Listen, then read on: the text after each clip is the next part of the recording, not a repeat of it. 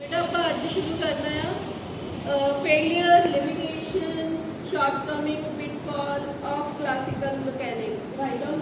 Failure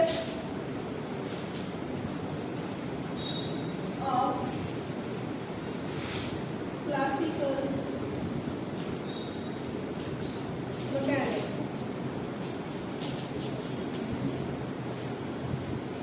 जिदा कि आप लास्ट लेक्चर च गल की थी कि classical mechanics as given by Isaac Newton and ultimately ਉਹਨੂੰ ਐਕਸਟੈਂਡ ਕੀਤਾ ਸੀ ਮੈਕਸਵੈਲ ਨੇ ਤਾਂ ਉਹਦੇ ਵਿੱਚ ਅਸੀਂ ਆਪਾਂ ਅਬਜ਼ਰਵ ਕੀਤਾ ਸੀ ਕਿ that is applicable only for the large bodies ਔਰ ਲਾਰਜ ਬੋਡੀ ਲਈ ਐਪਲੀਕੇਬਲ ਮਤਲਬ ਮੈਕਰੋਸਕੋਪਿਕ ਬੋਡੀ ਲਈ ਜਿਹੜੀਆਂ ਕਿ ਨੇਕਡ ਆਈ ਨਾਲ ਨਜ਼ਰ ਆਉਂਦੀਆਂ ਤਾਂ ਥਰੂ ਆਈਜ਼ ਆਪਾਂ ਦੇਖ ਸਕਦੇ ਹਾਂ ਉਹਨਾਂ ਦਾ ਆਪਾਂ ਮੋਮੈਂਟਮ ਔਰ ਜਿਹੜੀ ਪੋਜੀਸ਼ਨ ਆ फाइंड आउट कर सकते हो पर लेटर दूसरा ਇਹਦਾ फेलियर हो जाएगा फर्स्ट फेलियर की है कि it is only applicable over the macroscopic और large system not applicable to the microscopic particle which we can't see that is observed under microscope और अल्ट्रा माइक्रोस्कोप ਉਹਨਾਂ ਸਿਸਟਮ ਦੇ ਲਈ ਉਹਨਾਂ ਪਾਰਟੀਕਲਸ ਲਈ ਉਹਨਾਂ ਮਾਈਕਰੋਸਕੋਪਿਕ ਸਿਸਟਮ ਲਈ ਐਪਲੀਕੇਬਲ ਨਹੀਂ ਹੈ ਕਲਾਸੀਕਲ ਮਕੈਨਿਕਸ ਪਹਿਲਾ ਨਾ ਦੂਸਰਾ ਪੁਆਇੰਟ ਆ ਬੇਟੇ कि आप क्या कि जो लार्ज बॉडी है जिदा प्लैनेट्स भी है ह्यूज बॉडी है तो उन्होंने असी पोजीशन और मोमेंटम साइमल्टेनियसली एको समय एग्जैक्टली सडनली ना फाइंड आउट कर सकते हैं बट जो आप गल करते हैं माइक्रोस्कोपिक पार्टिकल की तो उदों आप गल की है तुम +1 तो करते आए हो हिल्जनबर्ग्स अनसर्टेनिटी प्रिंसिपल तो तुम देखोगे कि हिल्जनबर्ग हिल्जनबर्ग्स अनसर्टेनिटी प्रिंसिपल और किधर एप्लीकेबल थी हाँ जी बेटे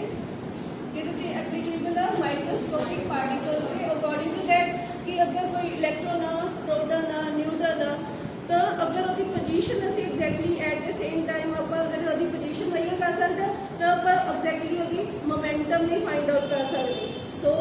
it is impossible to find both the position and the momentum of microscopic particle with certainty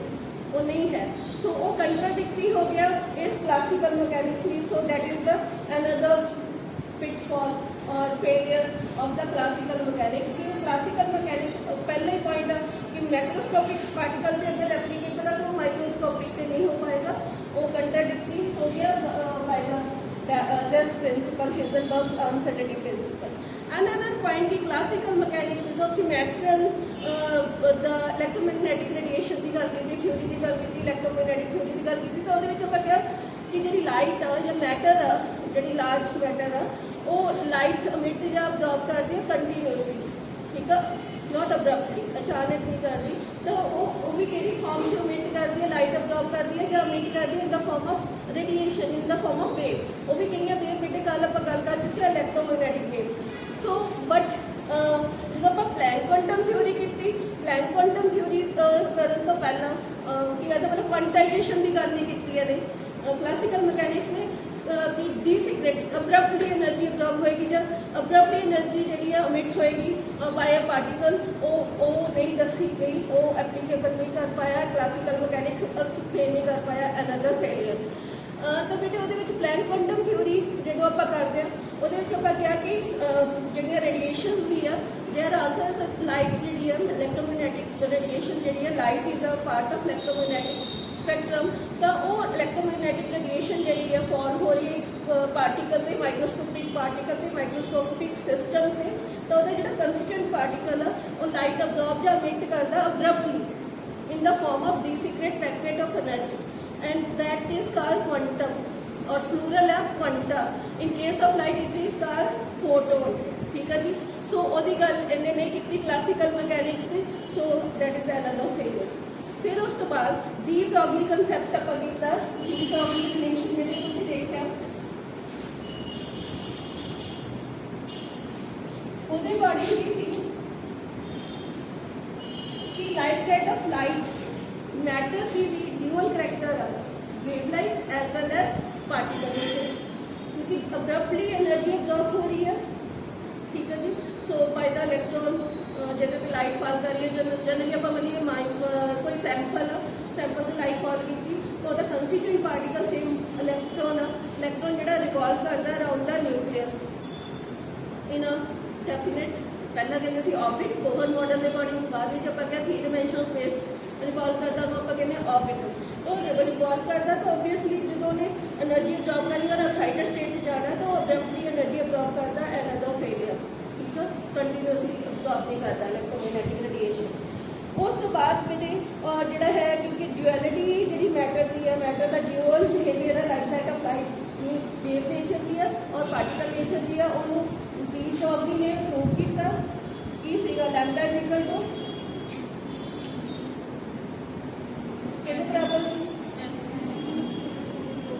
H over चलो ये छड्या थोड़े तो की करना तो मोमेंटम भी सी उत्थे एच ओवर एम पी तो मास गुना मास और velocity that is equal to momentum P ठीक है जी सो ड्यूअल नेचर है ये भी गल कर चुके हैं आप बेटे फिर उस तो बाद जोड़ा है डेविसन और जर्मर ने भी एक्सपेरीमेंट डिफ्रैक्शन के किए और एक्सरे डिस्कवर की इलैक्ट्रॉन अल्टीमेटली डिस्कवर होया उस तो उन्होंने एक्सपेरीमेंटल वेरीफिकेशन को भी क्लीयर होया कि मैटर जोड़ा है वो अल्टीमेटली ड्यूअल करैक्टर का है डबल करैक्टर है like that of wave as well as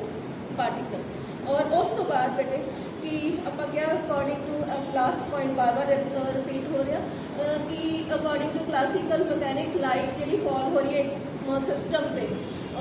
may be macro और माइक्रो और तो वो कंटिन्यूसली अब्जॉर्ब होएगी और कंटिन्यूसली वो सिस्टम अमेट करेगा जो कि एप्लीकेबल नहीं है over the microscopic particle another failure ना बेटे अब गल करिए क्लासिकल मैकेनिक्स जी है वो that is classical mechanics field को एक्सप्लेन फील्ड के फिनोमिना को एक्सप्लेन करने स्पेस होगी फील्ड को explain the phenomena number 1 black body radiation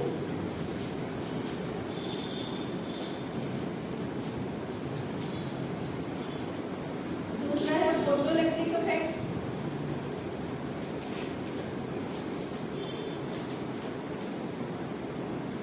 तीसरा है एटॉमिक स्पेक्ट्रम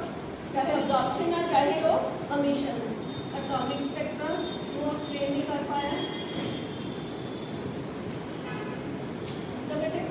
एंड फोर्थ है heat capacity of solid heat capacity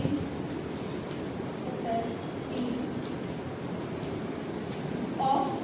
solid इन्होंने एक्सप्लेन नहीं कर पाया कौन भी क्लासिकल मैकेनिक्स दैट्स व्हाई अब फिर अगे चलना क्वांटम मैकेनिक्स जो कि एट दिस मोमेंट भी यूज हो रहा है क्वांटम मैकेनिक्स ठीक है and black body and black body radiation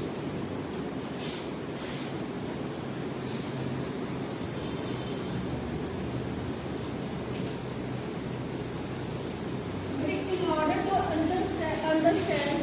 black body की है ब्लैक बॉडी हमें दो कंसेप्ट पता होने चाहिए that is the absorption of radiation by body radiation obviously के लिए electromagnetic radiation by body absorption of electromagnetic radiation by body and emission of electromagnetic radiation by a body so to understand the concept of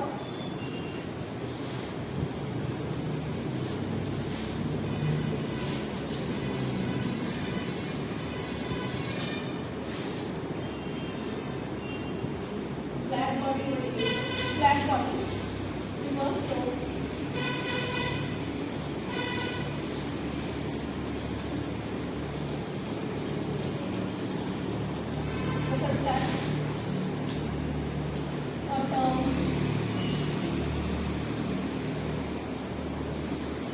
absorption of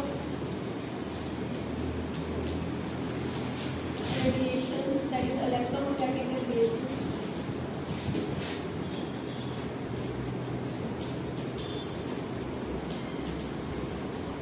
by a body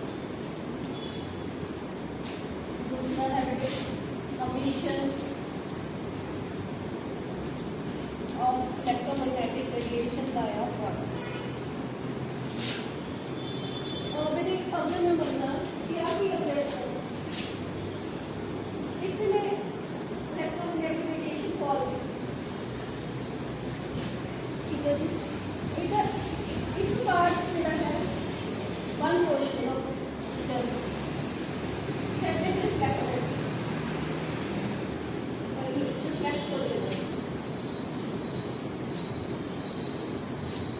part जो absorb कर लेगा, focus कर लेगा, अपने अंदर ले लेगा, एक पोर्शन जो अब्जॉर्ब कर लेगा, अब्जॉर्प्शन हो जाएगा। बाकी जी लाइट हो की होगी ट्रांसमिट, की होगी रेडिएशन, की होगी ट्रांसमिट। सो बेटे जितनी मान लो आप रेडिएशन फॉल की मान लो 50 वैल्यू मैं जस्ट एक असम्पशन कर रही हूँ, तो वो 5% मतलब 5 वैल्यू जी और रिफ्लैक्ट होगी 50 सीगा, 5 रिफ्लैक्ट होगी, 5 अब्जॉर्ब होगी, कितने बच गए 40 जी और ये इंटेंसिटी जी ट्रांसमिटेड रेडिएशन की बाहर निकलेगी और बॉडी तो इंटेंसिटी कितनी होगी, पहला सी 50 बाहर आने को और उसकी बॉडी तो बाहर आने को वैल्यू की होगी 40, तो इंटेंसिटी डिक्रीज होगी। लैम्बर्ट केयर का भी तुम जितना कर रहे हो फोटोकेमिस्ट्री वो ही एक्सप्लेन करता। सो बेटे ये की कहोगे कि एक पार्ट जो कि मैंने लाइट इज और electromagnetic radiation of any time is allowed to fall over a body, a part of it is reflected, a part is absorbed and remaining part is transmitted. So whole radiant energy जी whole light नहीं absorb होती, क्यों नहीं होती, क्योंकि जो surface है उस बॉडी के वो परफेक्ट नहीं है फॉर अब्जॉर्प्शन। कि सरफेस है कि बॉडी के सरफेस जो परफेक्टली अब्जॉर्ब करोगे, नियर टू परफेक्शन अब्जॉर्ब करोगे। आप कहते गर्मियों के काले कपड़े नहीं पाने चाहिए, क्यों गर्मी ज़्यादा लगती है, ठीक है, क्यों ज़्यादा लगती है, क्योंकि जी सनलाइट फॉल होती है उन्होंने ब्लैक जो कपड़ा है वो अब्जॉर्ब कर लेता है, गुड अब्जॉर्बर है, परफेक्ट अब्जॉर्बर है, उस करके साड़ी बॉडी ज़्यादा फील करती है हीट, सन हीट। सो इसी तरह बेटे जो आप वाइट लाइट की गल करते हो वो बैड अब्जॉर्बर है, तो असी वाइट या लाइट का शेड के कलर पाना पकड़ने पसंद करते हैं, क्योंकि लाइट के नाल बैड की अब्जॉर्बर लाइट अब्जॉर्ब नहीं करेगी, लाइट जी नहीं होएगी सौखी तो उस कपड़े द्वारा तो सानू गर्मी घट फील होएगी। इन द सेम वे कि जो आप कोई बॉडी को परफेक्ट करना है तो वह सरफेस परफेक्ट होने के लिए उन्होंने की करना पड़ेगा, उसके मटैलिक सरफेस में आप जो सिस्टम मटैलिक कोई ले रहे हैं तो उन्होंने इनर साइड वो की करनी पड़ेगी बेटे, सानू ब्लैकन करनी पड़ेगी, ब्लैकन करनी पड़ेगी, जब प्लैटिनम ब्लैक ना उन्होंने की करना पड़ेगा, अंदरों कोटिंग वो ब्लैक करनी पड़ेगी, प्लैटिनम ब्लैक में या लैम्प ब्लैक ना आपको अंदर इनर कोटिंग करके, ठीक है जी। तो वो की होएगा जो लाइट फॉल करेगी वो सरफेस से इनर सरफेस से, तो लाइट जी है क्योंकि मैं लेकर हम गल करनी है फिर ही एक जो मॉडल दिता ब्लैक बॉडी का वह की सीगा, वो लाइट एक होल के उस अगर मान लीजिए कि वो स्फेरिकल इन शेप है, बॉल में माइंड च रखना है, बॉल जी है एक तो प्लास्टिक बॉल होती है, एक होंगी है रबर बॉल। आम करके कंस्टिट्यूएंट पार्टिकल सिस्टम जो केमिस्ट्री की गल करते हैं आप एटम आयन मॉलिक्यूल की गल करिए तो आप कहते स्फेरिकल होंगे और रेजर्ड इन शेप होंगे, that is like that of rubber ball, तो जो मतलब स्क्वीज नहीं हो सकती है ना, बट जो आप प्लास्टिक बॉल लेने वो अंदरों खाली होती हॉलो वो स्क्वीज हो जाती है, प्रेशर अप्लाई करते क्रश हो जाती है, रबर बॉल नहीं होती। तो आप सिर्फ कंस्टिट्यूएंट पार्टिकल में कि फॉर्म से लेना बेटे असी रबर बॉल की फॉर्म अपने दिमाग से रखना, स्फेरिकल शेप होती है हर कंस्टिट्यूएंट पार्टिकल की, मे बी एटम आयन और मॉलिक्यूल, चाहे इलेक्ट्रॉन प्रोटॉन न्यूट्रॉन वो सारा पर मंदिया की है स्फेरिकल और वो रिजल्ट होएगा। और उस तो बाद बेटे आप जो गल कर रहे हैं कि जो आप सिस्टम जोड़ा है वह सरफेस जोड़ा है ब्लैक एंड तो वो ओबीअसली जो वो लाइट फॉल होएगी वो काफ़ी हद तक मैक्सीमम अमाउंट ऑफ लाइट जी वो की करेगा अब्जॉर्ब करेगा। सो आप कहेंगे कि जो आलमोस्ट जी लाइट फॉल हुई इंसीडेंट हुई इलैक्ट्रोमैग्नेटिक रेडिएशन फॉल हुई एक बॉडी से जी कि coated see with that of the lamp black या प्लैटिनम ब्लैक, तो वो की है उन्हें अब्जॉर्ब कर लिया काफ़ी सारा ज़्यादा परसेंटेज जी है आलमोस्ट पूरी का पूरा जी रेडिएशन फॉल हुई उन्होंने अब्जॉर्ब कर लिया, सोखित कर लिया अपने अंदर, तो obviously that will be the black body. Black body की है बेटे body which completely absorb all the radiation fall upon it, that is the black body. So clear है बेटे ब्लैक बॉडी की है जी कि a body which completely absorb all the radiation fall upon it,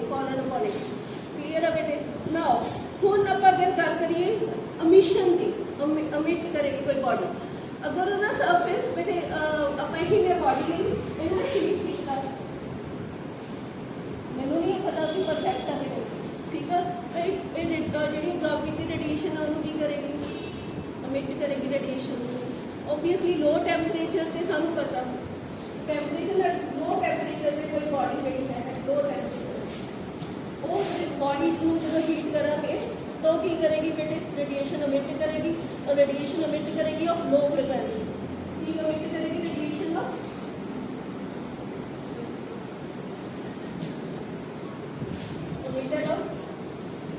emitted by a body upon heating of low frequency, मतलब low energy, सानू पता है radiation E is equal to बेटे H2।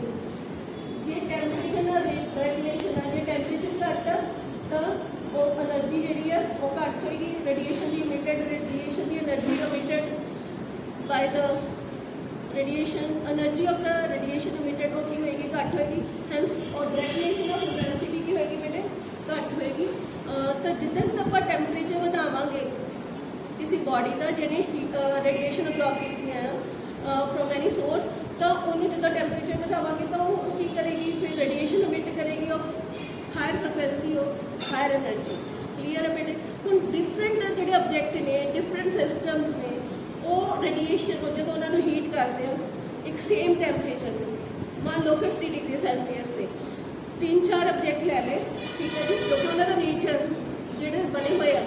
वो डिफरेंट है, तो ओबीअसली उन्होंने रेडिएशन अब्जॉर्ब भी डिफरेंट की होगी। जो उन्होंने एक सेम 50 डिग्री सैल्सीयस टैंपरेचर से हीट करांगे तो की करेगी बेटे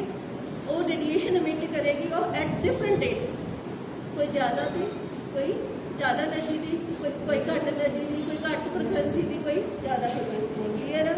फाइन। बट जो black body radiation black body की गल कर रही है तो की होएगा कि उन्होंने आप मानते हैं कि सफेरिकल इन शेप होएगा और थोड़ा अंदरों होल होगी, वो अंदर की है उन्होंने इंसुलेटेड सिस्टम च रखा होगा, उन्होंने मैं ड्रॉ करूँगी फिर थोड़ा दिखानी है that design was given by Fery FERY Fery side करनी है कि जी परफेक्टली ब्लैक बॉडी होएगी, जो परफेक्ट अब्जॉर्बर है तो परफेक्ट मीटर भी होगी, मैक्सिमम रेडिएशन और मीट भी करेगी। So a black body in other words what is a black body? That is defined as any object or body that completely absorb all the radiation falling on it and also a perfect emitter of the radiation upon heating। Clear है? Perfect emitter भी होएगी और black body। So उन्होंने radiation जड़ियाँ radiant energy या radiation emitted by a black body are called black body radiation। ਹੁਣ experiment ਜਿਹੜਾ ਆਪਾਂ ਗੱਲ ਕਰਨੀ ਹੈ nearest to perfectly black body और आप कहेंगे एक स्फीयर लवेंगे वो एक होल होएगा having the hole near the entry that is for the entry of the radiation to be fall. तो वो बेटे इनर सरफेस में करना ब्लैक करेंगे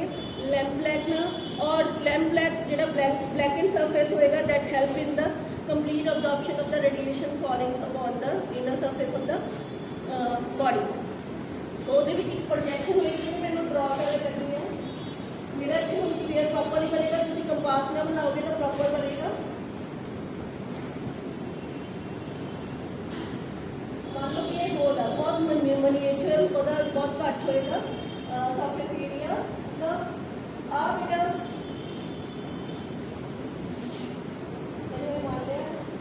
एक प्रोजेक्शन होगी बेटे, प्रोजेक्शन क्यों होगी उसका कारण दसूँगी। That design was given by Ferry, black body radiation का Ferry में जिसका मैंने पूरा black कर दूँगी उसकी आप inner side देंगे और जो double layering है आप बाहर की होएगा बेटे आप inner side की होएगी black ना coating होएगी। This is the projection, a projection